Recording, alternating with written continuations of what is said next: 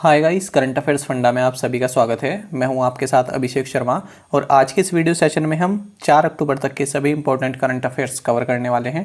हमेशा की तरह आप वीडियो को अंत तक जरूर देखिएगा, आज भी आपको काफ़ी कुछ जानने के लिए मिलेगा। साथ ही गाइस, इस सेशन को शुरू करने से पहले आप सभी को बताना चाहूँगा, यदि आप हमारी daily current affairs PDF, weekly PDF और मंथली PDF चाहते हैं तो इस वीडियो के फर्स्ट कॉमेंट में दिए गए लिंक पर क्लिक करके पा सकते हैं। ज़्यादा जानकारी के लिए आप इस स्लाइड पर दिए गए सभी पॉइंट्स को जरूर पढ़ें। कोई भी आपका डाउट हो, कुछ भी आप पूछना चाहें तो हमें कमेंट बॉक्स में ज़रूर लिखें। तो चलिए फिर करते हैं शुरुआत इस वीडियो सेशन की। देश में सबसे बड़ा 1000 किलोग्राम का खादी का तिरंगा किस राज्य या केंद्र शासित प्रदेश में फहराया गया? ऑप्शन है आपके पास सिक्किम, लद्दाख, उत्तराखंड या फिर जम्मू एंड कश्मीर। सही आंसर होगा option B. 1000 kilogram hand woven khadi tricolour the largest in the country was unfurled in Ladakh. तो देखिए 1000 किलोग्राम का हाथ से बुना हुआ खादी का तिरंगा जो कि लार्जेस्ट है कंट्री में हमारी, इसको लेह वैली में अनफर्ल्ड किया गया है, फहराया गया है। किस अवसर पर? 2 अक्टूबर को महात्मा गांधी की 152वीं बर्थ एनिवर्सरी के अवसर पर। आपको जानना चाहिए ये जो फ्लैग है, ये जो ट्राई कलर है, ये खादी डायर्स एंड प्रिंटर्स, ये एक मुंबई बेस्ड फर्म है, इसके द्वारा बनाया गया है। और अगर हम इसकी मेजरमेंट की बात करें तो 225 बाई 150 फीट का ये ट्राई कलर है। किस राज्य के चिन्नौर चावल को GI टैग मिला है? सही आंसर होगा option D. So Madhya Pradesh has received the GI tag for Chinnaur rice. तो मध्य प्रदेश के बालाघाट डिस्ट्रिक्ट में ये प्रोड्यूस किया जाता है चिन्नौर राइस। आपको बता दें, इससे पहले मध्य प्रदेश को जो GI टैग मिला यहाँ के किसी प्रोडक्ट को, तो वो है कड़कनाथ चिकन। इसका जो मीट है, ठीक है, उसको GI टैग मिला था। तो कड़कनाथ चिकन कई बार पूछा जाता है किस राज्य से संबंधित है, तो आंसर होगा मध्य प्रदेश। ये एक GI टैग इसको मिला हुआ है इसके मीट के लिए। किस राज्य के एड्यूर मिर्च और कुटियाटूर आम को GI टैग मिला है? केरल, तेलंगाना, तमिलनाडु या फिर आंध्र प्रदेश। सही आंसर होगा option A. So Kerala has received the GI tag for Edayur chilli and Kuttiyattoor mango. ये दोनों आप देख सकते हैं इमेज यहाँ पर। साथ ही आपको जानना चाहिए जो ये कुटियाटूर मैंगो है, इसको नाम्बियार मैंगा भी बोलते हैं या फिर कन्नपूर्णम मांगा भी बोलते हैं। एक फैक्ट और आप याद रखिएगा कि दार्जिलिंग टी ये पहला प्रोडक्ट है जिसको GI टैग दिया गया था इंडिया में साल 2004 में। हाल ही में किस राज्य के अलीबाग के सफ़ेद प्याज को GI टैग मिला है? सही आंसर होगा option D. White onion of Maharashtra Alibaug gets GI tag recently. तो देखिए महाराष्ट्र के रायगढ़ डिस्ट्रिक्ट के अलीबाग में ये वाइट अनियन जो है उगाई जाती है, इसको GI टैग मिला है। आपको बता दें जो मिट्टी इसमें यूज़ होती है उसमें काफ़ी लो सल्फर कंटेंट होता है और ये प्याज जो है लो पंजेंसी होती है, स्वीट टेस्ट होता है, नो टीयर फैक्टर होता है, आंसू नहीं आते हैं, लो पायरुविक एसिड होता है, high protein fat fibre content, ये सभी इसमें होता है।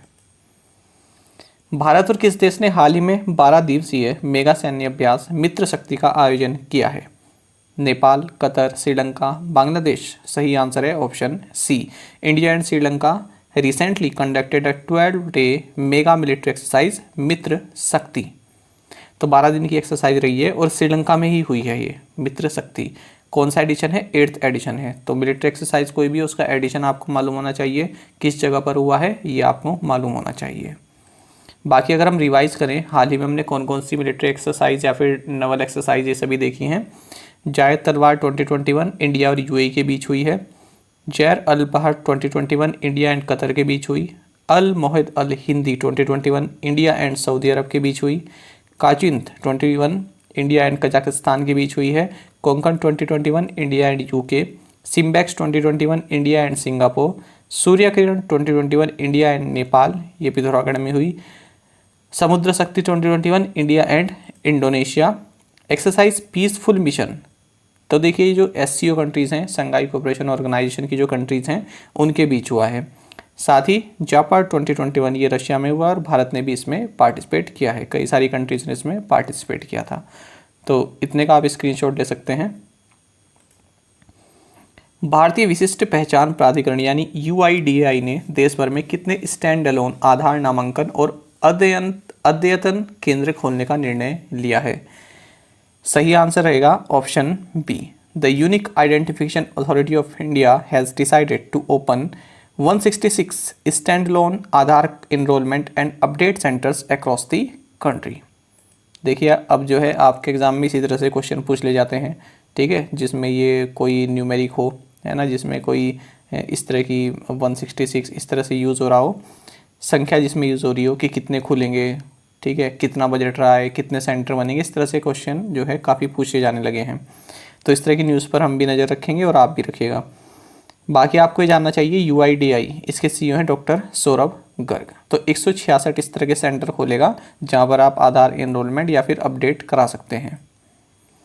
अच्छा, आपको ये जानना चाहिए UIDAI इसका हेडक्वार्टर्स न्यू दिल्ली में है। इसके 8 रीजनल ऑफिसेस हैं पूरे भारत में। पूछा जा सकता है कि कितने रीजनल ऑफिस हैं, या ये पूछा जा सकता है कि भारत में कितने डेटा सेंटर हैं। तो 2 डेटा सेंटर हैं UIDAI के, एक तो है हेबल बेंगलुरु कर्नाटक में, दूसरा है मानेसर गुरुग्राम हरियाणा में। तो ये पॉइंट भी आप याद रखेंगे। वन्यजीव सप्ताह अक्टूबर के कब से कब तक मनाया जा रहा है? सही आंसर होगा option B. So wild life week is being observed from 2 to 8 October. साथ ही आपको जानना चाहिए इस बार 2021 में 67वां वाइल्ड लाइफ वीक है और इस बार इसका थीम रहेगा 2021 में forest and livelihoods sustaining people and planet. तो हम पढ़ रहे हैं वाइल्ड लाइफ वीक 2021 के बारे में 2 से 8 अक्टूबर के बीच में। पहला जो वाइल्ड लाइफ वीक रहा है ये 1957 में ऑब्जर्व किया गया था। बाकी आपको जानना चाहिए minister of environment forest and climate change है Bhupender Yadav. Minister of state हैं अश्विनी कुमार चौबे। तो ये राज्य मंत्री हैं मिनिस्ट्री ऑफ इन्वायरमेंट में, और ये जो है आपके कैबिनेट यूनियन मंत्री हैं, यूनियन कैबिनेट मंत्री हैं। अगला क्वेश्चन देखते हैं। 2021 में विश्व पर्यावास दिवस किस दिन मनाया जा रहा है? सही आंसर होगा option D. So in 2021 world habitat day is being observed on 4 अक्टूबर।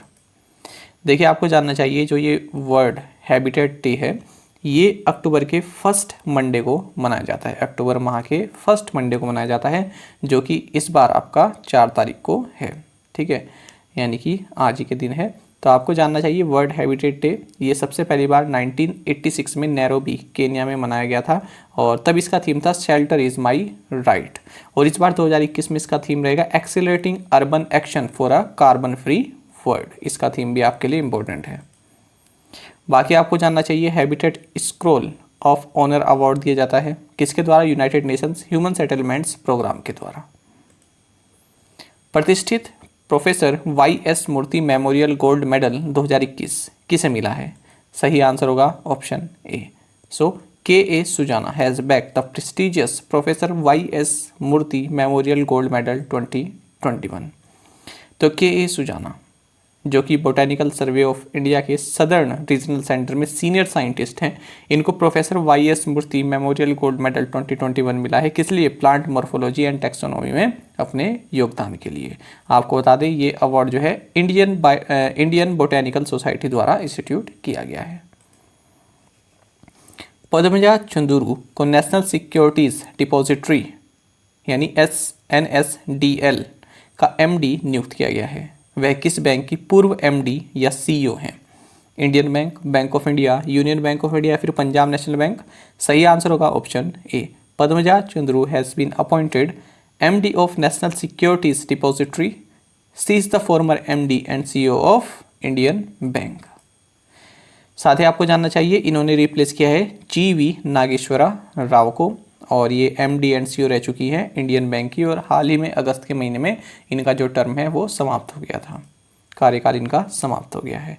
आपको बता दें NSDL इसका हेडक्वार्टर्स मुंबई में है। 1995 में इसकी जो स्थापना की गई थी, और ये भारत का फर्स्ट इलेक्ट्रॉनिक सिक्योरिटीज डिपॉजिटरी है। ये फैक्ट आप याद रखेंगे। खुदरा क्षेत्र की ऋण वृद्धि को और बढ़ावा देने के लिए किस बैंक ने उत्सव धमाका अभियान का अनावरण किया है? RBL bank, Indian bank, Karnataka bank या फिर कोटक महिंद्रा बैंक? सही आंसर होगा फिर से option B. So Indian bank has unveiled a Utsav Dhamaka campaign in a bid to further boost retail sector loan growth. तो जो खुदरा सेक्टर है, जो रिटेल सेक्टर है, इसमें लोन प्रोवाइड कराने के लिए उत्सव धमाका कैंपेन यहाँ पर लॉन्च किया है इंडियन बैंक ने। आपको जानना चाहिए इंडियन बैंक के MD and CEO Shantilal Jain हैं। हेडक्वार्टर्स चेन्नई में है। टैगलाइन है taking banking technology to common man, या फिर योर टेक फ्रेंडली बैंक, या योर ओन बैंक। भारतीय पुरुष टीम ने एशियाई टेबल टेनिस चैंपियनशिप 2021 में कांस्य पदक जीता है। यह चैंपियनशिप किस देश में आयोजित की गई थी? सही आंसर होगा option B. Indian men's team won the bronze medal at the Asian table tennis championship 2021। The championship was held in Qatar. तो कतर के दोहा शहर में हुई है एशियन टेबल टेनिस चैंपियनशिप 2021। इन सभी नामों को आप याद रखें, ये सभी टीटी प्लेयर हैं। जी साथियाँ, शरद कमल, हरमीत देसाई, सनील सेठी एंड मानव ठक्कर। तो इन सभी की पूरी टीम ने यहाँ पर जो है ब्रॉन्ज मेडल जीता है। साउथ कोरिया ये सेमीफाइनल में साउथ कोरिया से हार गए थे, ठीक है, इसलिए, वरना ये सिल्वर जीत जाते। बाकी आपको जानना चाहिए 1976 के बाद ये इंडिया का सेकंड मेडल है एशियन चैंपियनशिप में। तो अब देखिए ये जो फैक्ट है ये इंपॉर्टेंट है। आपने देख लिया होगा कि बैंक एग्जाम में अब क्वेश्चन इसी तरह से पूछे जा रहे हैं, थोड़ा घुमा फिरा कर डिटेल में पूछे जा रहे हैं। तो ये फैक्ट आप याद रखिएगा, 1976 के बाद सेकंड बार है जब भारत ने एशियन चैंपियनशिप में मेडल जीता है। ओएनजीसी विदेश ने हाल ही में किस देश में अपना खोजपूर्ण ड्रिलिंग अभियान शुरू किया? नेपाल, मालदीव, श्रीलंका या फिर बांग्लादेश? सही आंसर होगा ऑप्शन डी। ओएनजीसी विदेश has recently started it's exploratory drilling campaign in Bangladesh. तो ओएनजीसी विदेश लिमिटेड, जो कि ओएनजीसी की जो है फॉरेन आर्म है, तो इसने यहाँ पर कंचन 1, तो ये वेल है एक, तो इसमें जो है ड्रिलिंग शुरू कर दी है। ये बांग्लादेश में है, बांग्लादेश के महेश खाली आइलैंड में। बाकी आपको जानना चाहिए जो ओएनजीसी विदेश है इसके MD and CEO Alok Kumar Gupta हैं। रक्षा अधिग्रहण परिषद ने कितने प्रस्तावों को हाल ही में मंजूरी दी है? कितने रुपए के प्रस्तावों को मंजूरी दी है? सही आंसर होगा option C. So defence acquisition council has approved proposal of ₹13,165 crore. तो देखिए 13,165 करोड़ रुपए के प्रपोजल्स यहाँ पर डिफेंस एक्विजिशन काउंसिल, जिसकी अध्यक्षता रक्षा मंत्री करते हैं जो कि राजनाथ सिंह हैं, इनके द्वारा अप्रूव कर दिए गए हैं। तो जो हमारे पास जो भी इक्विपमेंट है, डिफेंस इक्विपमेंट, उनके मॉडर्नाइजेशन के लिए या फिर अगर हमें नए खरीदने हैं तो टोटल प्रपोजल 13,165 करोड़ रुपए का यहाँ पर अप्रूव किया गया है।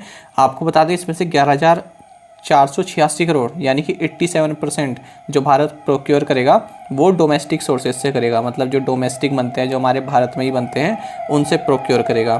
साथ ही इन्होंने कहा है कि हम 3,850 करोड़ रुपए की व्यय से जो खर्च करके 25 ALH Mark 3 हेलीकॉप्टर्स इसको बाय करेंगे HAL से, हिंदुस्तान एरोनॉटिकल लिमिटेड से हम इसको बाय करेंगे। तो ये चीज़ आप याद रखेंगे किससे ले रहे हैं। किस देश के राष्ट्रपति रोड्रिगो दुतर्ते ने राजनीति से संन्यास की घोषणा की है? सही आंसर होगा option C. So Philippines president Rodrigo Duterte has announced retirement from politics. काफ़ी फेमस फिगर हैं, चर्चा में रहते ही हैं अपने बयानों की वजह से या फिर अपने कार्यों की वजह से, तो इसलिए क्वेश्चन भी इंपॉर्टेंट है। देखिए आपको बता दें फिलीपींस में जो प्रेसिडेंट होते हैं ना वो एक ही बार 6 साल के लिए चुने जा सकते हैं। तो इन्होंने कहा था मैं वाइस प्रेसिडेंटशिप के लिए जो है खड़ा हूँगा, पिछले महीने कहा था, लेकिन अब अचानक से इन्होंने रिटायरमेंट की घोषणा कर दी है पॉलिटिक्स से। साथ ही आपको जानना चाहिए फिलीपींस के बारे में, आप जानते हैं कैपिटल मनीला है, करेंसी है फिलीपीन पेसो, और एशियन डेवलपमेंट बैंक इसका हेडक्वार्टर्स भी यहीं पर ही है फिलीपींस में। प्रधानमंत्री नरेंद्र मोदी ने कहा जल जीवन मिशन यानी JJM के तहत 5 करोड़ घरों को पानी के कनेक्शन दिए गए हैं। आपको बताना है जो ये जल जीवन मिशन है JJM ये किस वर्ष शुरू किया गया था? सही आंसर होगा option B. Prime minister Narendra Modi said under Jal Jeevan mission 5 crore houses given water connections. The Jal Jeevan mission was launched in 2019। तो देखिए यहाँ पर सबसे इंपॉर्टेंट क्या फैक्ट है ये हम अभी देखेंगे। पहले तो आप ये जान लीजिए कि प्रधानमंत्री नरेंद्र मोदी ने हाल ही में राष्ट्रीय जल जीवन कोष और जल जीवन मिशन मोबाइल एप्लीकेशन इसको लॉन्च किया है। किस लिए? ताकि जो विलेजेस हैं उनमें जो है सेफ ड्रिंकिंग वाटर सप्लाई हो सके, उससे जुड़े जो भी काम हैं उनको मॉनिटर किया जा सके। आपको बता दें जो ये जल जीवन मिशन है ये प्रधानमंत्री नरेंद्र मोदी द्वारा अगस्त 2019 में लॉन्च किया गया था। साथ ही आपको जानना चाहिए राष्ट्रीय जल जीवन कोष ये एक पब्लिक चैरिटेबल ट्रस्ट है जिसको department of drinking water and sanitation के तहत बनाया गया है। अब देखिए जो प्रधानमंत्री ने कहा ये वाला फिगर आपके लिए इंपॉर्टेंट रहेगा, आपने देखा भी होगा, इतने एग्जाम आपने दे दिए बैंक के तो इस तरह के क्वेश्चन पूछ ले जाते हैं। तो देखिए जब से लॉन्च हुआ है तो तब से कितने हाउस होल्ड्स को कनेक्शन दे चुके हैं, तो 5 करोड़ हाउस होल्ड्स को यहाँ पर कनेक्शन दिया जा चुका है, वाटर का कनेक्शन दिया जा चुका है अंडर जल जीवन मिशन, जो कि 2019 में लॉन्च किया गया था। ISSF जूनियर विश्व चैंपियनशिप का आयोजन स्थान क्या रहा, जहां भारतीय निशानेबाजों ने महिला स्कीट टीम स्पर्धा में स्वर्ण पदक और पुरुष टीम के फाइनल में कांस्य पदक जीता है। सही आंसर होगा option A. So Lima Peru was the venue of the ISSF junior world championship where Indian shooters claimed the gold medal in the women's skeet team event and bronze in the men's team finals. तो पहले ही बात आप ये जानिए, ISSF junior world championship ये Peru की capital Lima में हुई है, और यहाँ पर जो इंडियन शूटर्स हैं तो विमेंस ने यहाँ पर जो है गोल्ड मेडल जीता है वुमेंस की टीम ने, और मेंस टीम ने यहाँ पर ब्रॉन्ज मेडल जीता है। अब देखिए आपके जो हाल ही में एग्ज़ाम हुआ है जो SBI क्लर्क का हुआ है उसमें रिकर्व टर्म आई थी, ठीक है, तो वो आपके सामने थी पर आपका उस पर ध्यान नहीं गया, जो कि ऑब्वियस सी बात है नहीं जाता है। दूसरी बात यह है, अब यहाँ पर देखिए विमेंस स्कीट टीम, तो क्या पता ये पूछ रहे कि स्कीट किससे संबंधित है, ठीक है, तो स्कीट भी किससे, ये शूटिंग से संबंधित है, ठीक है, तो इसको बोलते हैं स्कीट शूटिंग। ऐसे ऊपर टारगेट को जो है थ्रो कर दिया जाता है, फिर नीचे से यहाँ से इसको शूट किया जाता है, तो इसको बोलते हैं स्कीट शूटिंग। तो इस इवेंट में यहाँ पर भारत की जो वीमेंस टीम है इसने गोल्ड मेडल जीता है। साथ ही आपको जानना चाहिए एयर पिस्टल में यहाँ पर मनु भाकर इन्होंने गोल्ड मेडल जीता है। इसी चैंपियनशिप की बात हो रही है। 2021 विश्व अंतरिक्ष सप्ताह जो कि 4 से 10 अक्टूबर तक मनाया जा रहा है, इसका विषय या थीम क्या रहेगा? सही आंसर होगा option A. So women in space is the theme for 2021 world space week. तो 4 से 10 अक्टूबर तक मनाया जा रहा है 2021 का वर्ल्ड स्पेस वीक, और इस बार इसका थीम रहा है विमेन इन स्पेस। साथ ही आपको जानना चाहिए जब स्पेस की बात हो रही है कि United Nations office for outer space affairs ये वियना ऑस्ट्रिया में है। दिवाला और दिवालियापन संहिता यानी IBC के तहत औसत वसूली दर क्या है? 21%, 33%, 45% या फिर 51%। सही आंसर होगा option C. So 45% is the average recovery rate under the insolvency and bankruptcy code IBC। तो देख रहे हैं फ्रेंड्स, आज थोड़ा हम आंकड़ों के साथ चल रहे हैं क्योंकि आंकड़े आपके एग्जाम में पूछे जाते हैं, ठीक है, तो थोड़ी नज़र हम रखेंगे और थोड़ी नज़र आपको भी रखने की ज़रूरत है इसी तरह की न्यूज़ पर। देखिए क्यू न्यूज़ में जो चीफ इकोनॉमिक एडवाइज़र है हमारे कृष्णमूर्ति सुब्रमण्यम, इन्होंने कहा है कि भारत में जो इंसॉल्वेंसी एंड बैंकरप्सी कोड है इसके तहत एवरेज रिकवरी रेट 45% है। यानी कि जो मान लीजिए किसी का डेट है, ठीक है, तो वो रिकवर करने का जो रेट है वो 45% है। यानी कि 100 में से 45 लोगों का हम जो है जो अगर वो दिवालिया हो गए हैं तो वो हम रिकवर कर लेते हैं वो अमाउंट जो कि उनकी फंसी हुई है किसी बैंक में। बाकी आपको जानना चाहिए, इन्होंने कहा है कि US में जबकि ये 59% है। देखिए आपको जानना चाहिए insolvency and bankruptcy board of India, इसकी स्थापना 1 अक्टूबर 2016 को हुई थी under insolvency and bankruptcy code 2016। पहले आपको जानना चाहिए इंसॉल्वेंसी एंड बैंकरप्सी में क्या अंतर होता है। मैं आपको पहले ही बता चुका हूँ, इंटरव्यू में आपसे पूछा जा सकता है। इंसॉल्वेंसी का मतलब क्या होता है? कोई भी इंडिविजुअल है या कोई कंपनी है वो अपना जो है डेट जो उसने उधार लिया है उसको रिपे करने में असमर्थ है, वो नहीं दे सकती है, वो इस कंडीशन में नहीं है, उसको बोलते हैं इंसॉल्वेंसी। बैंकरप्सी क्या कहते हैं? अब जो ये इंसॉल्वेंसी की जो कंडीशन है, अब यदि कोई कोर्ट या फिर ट्रिब्यूनल कह दे कि हाँ ये जो इंडिविजुअल है या फिर कंपनी है ये अपना डेट नहीं दे सकता है, ये इंसॉल्वेंट है, तो उसको बोलते हैं बैंकरप्सी। यानी कि इस स्थिति को जब कोर्ट द्वारा कोई लीगल स्टेटस दे दिया जाता है, हाँ कि लीगली जो है ये बंदा या ये कंपनी जो है अपना डेट वापस नहीं कर सकता, उसको बोलते हैं बैंकरप्सी। साथ ही यहाँ पर जो कोर्ट है या ट्रिब्यूनल है वो कहते हैं कि जो क्रेडिटर है जिसने पैसा दिया है उसके हितों की रक्षा की जाए और उसको जो है पैसा वापस दिलवाने के लिए जो पूरा प्रोसेस है उसको शुरू किया जाए। आई होप आप समझ गए होंगे इंसॉल्वेंसी एंड बैंकरप्सी में क्या अंतर है। देखिए आपको जानना चाहिए जो जनरली यहाँ पर जो रिकवरी की जाती है किसी से पैसा, किसी ने जो है कंपनी ने पैसा लिया है किसी फाइनेंशियल इंस्टीट्यूशन से पर वो नहीं दे पा रहा है, ठीक है, डूब गई है वो कंपनी, तो कैसे रिकवर किया जाता है? कॉर्पोरेट इंसॉल्वेंसी रेजोल्यूशन प्रोसेस द्वारा, CIRP, इस फुल फॉर्म को आप याद रखेंगे। तो इसके तहत 330 दिनों के अंतर्गत जो है ये पैसा रिकवर करने की कोशिश की जाती है। किन और साथ ही आपको जानना चाहिए जो स्मॉलर कंपनीज हैं जिनका टर्नओवर 1 करोड़ रुपए तक का है उनके लिए ये पूरा प्रोसेस केवल 90 डेज़ का है। 90 डेज़ के अंतर्गत जो है ये प्रोसेस हो जाता है। साथ ही आपको जानना चाहिए इसी साल 2021 में insolvency and bankruptcy code amendment bill 2021 ये पास हुआ है। तो इसके तहत एमएसएमईज के लिए यहाँ पर pre package insolvency resolution process PIRP, इसकी फुल फॉर्म भी आप याद रखिएगा, पूछी जा सकती है, इसकी सुविधा दी गई है। देखिए मैं बताता हूँ आपको, जो एमएसएमईज हैं जिनके पास 1 करोड़ रुपए तक का लोन है और वो वापस नहीं दे पा रहे हैं, तो वो इस प्रोसेस से नहीं गुजरेंगे, जो कॉर्पोरेट इंसॉल्वेंसी रिजोल्यूशन प्रोसेस, इससे नहीं गुजरेंगे, बल्कि वो जो है pre packaged insolvency resolution process, इससे गुजरेंगे। तो अब इसमें क्या होता है, देखो मैं आपको बता देता हूँ। ये यहाँ पर कोई वो है जिसने पैसा लिया था, दूसरी जगह है बैंक, तीसरी जगह है एक इन्वेस्टर। देखिए कई तरह के इन्वेस्टर ऐसे होते हैं जिनके पास बहुत पैसा होता है, तो कोई कंपनी डूब रही है तो उसमें पैसा लगा देते हैं, और जब वो प्रॉफिट में आ जाती है तो उनको भी जो है मुनाफा हो जाता है, और जिस कंपनी और जिस बैंक पर उनका उधार रहा हो, ठीक है, जिस बैंक से उन्होंने पैसा लिया हो उसका भी वापस दे देते हैं। तो देखिए प्री पैकेज का मतलब क्या है, मैंने किसी बैंक से उधार लिया हुआ था, ठीक है, अब मैं जो है बैंकरप्ट हो गया हूँ, मेरे पास बिल्कुल पैसा नहीं है, तो अब मैंने जिस संस्था से, जिस बैंक से लिया था, जो उधार लिया था, अब वो क्या करेगी, किसी इन्वेस्टर को ढूंढेगी, ठीक है, किसी इन्वेस्टर को ढूंढा, उन दोनों में डील हुई कि आप इसमें पैसा लगाइए, यानी कि जो मेरी कंपनी है, जो मैं डूब गया हूँ, मेरे में पैसा लगाइए और उसका जो प्रॉफिट आपको मिल जाएगा, और जब वो कंपनी प्रॉफिट में आ जाएगी तो हमारा पैसा भी वापस दे दीजिएगा। तो बैंक या फिर जो भी जिसने भी पैसा दिया हो, इन दोनों के बीच में इस तरह की डील हो जाती है।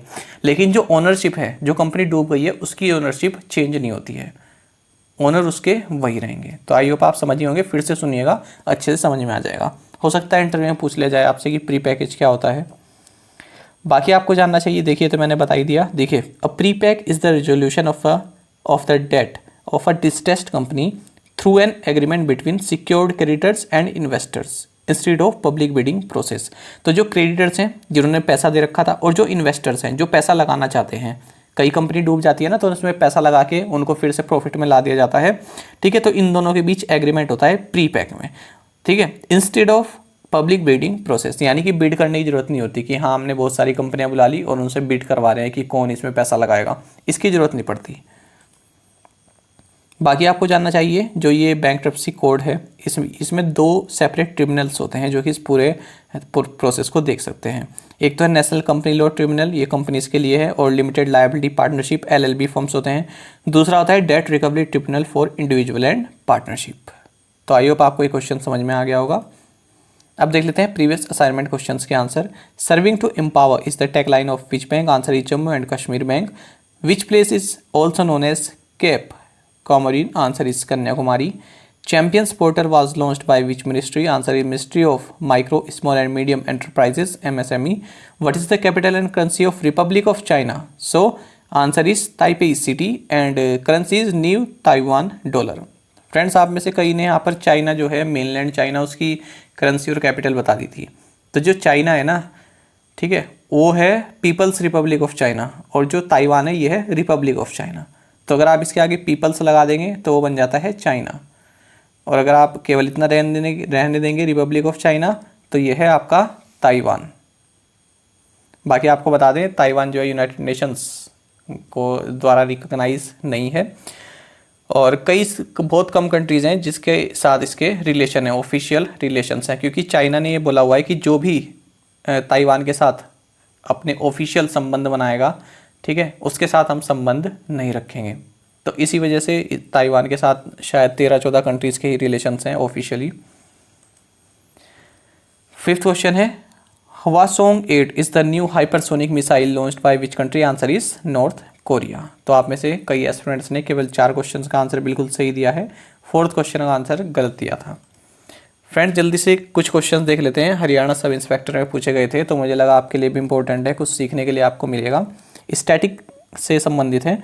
The federal assembly of Germany's legislative assemblies known as. तो 4 ऑप्शंस दिए गए हैं, तो देखिए ए और बी दोनों एक जैसे हैं और सही है, बिल्कुल सही ऑप्शन होगा इसमें ऑप्शन ए बुंडेसटैग।